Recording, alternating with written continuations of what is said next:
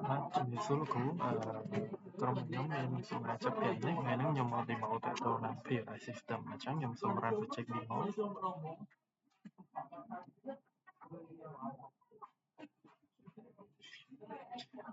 project នេះយើងធ្វើទៅតាម project ដែលរបស់លោកគ្រូតាមវីដេអូរបស់លោកគ្រូអញ្ចឹងនៅក្នុងនេះយើងមាន invoice node ដែលវាចាប់ dynamic ដែលមាន YY MM BD និងលេខ5ខ្ទង់ហើយយើងមាន pick date ជា order date ហើយនិង customer វាមាន walk in ឬក៏ choice ឬក៏ seller យើងមាន hey សីហាឬក៏សោអញ្ចឹងនៅក្នុងនេះខ្ញុំcheck មើលនៅក្នុង wine ឬក៏ beer យើងមាន Cambodia យើងមានCambodia KA ក្នុង beer យើងមានអង្គរហើយបើសិនខាងណាអញ្ចឹងខ្ញុំសូម add product នៅក្នុងនេះក៏ខ្ញុំអាច demo មកវិញបានដែរអញ្ចឹងខ្ញុំសូម add ម្ដងទៀតសម្រាប់ handle ហើយadd ទៅអញ្ចឹងស្រុតទៅ quantity 1អញ្ចឹង price របស់វានៅ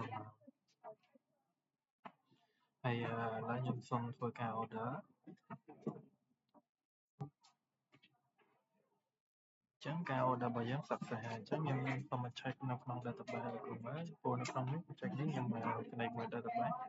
អញ្ចឹងការ order លេខរៀងរបស់វាលោកមកគឺថ្ងៃទី11ខែ6ហ្នឹង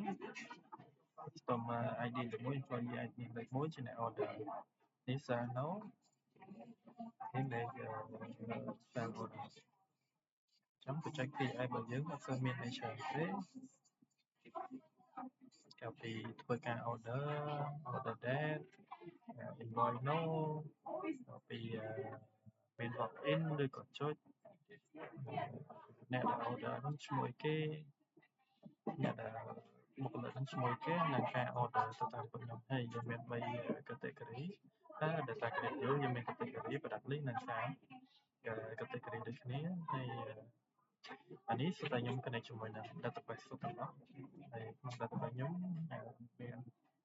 ស្រុតទៅ6 table ដែលមាន category customer employee និង product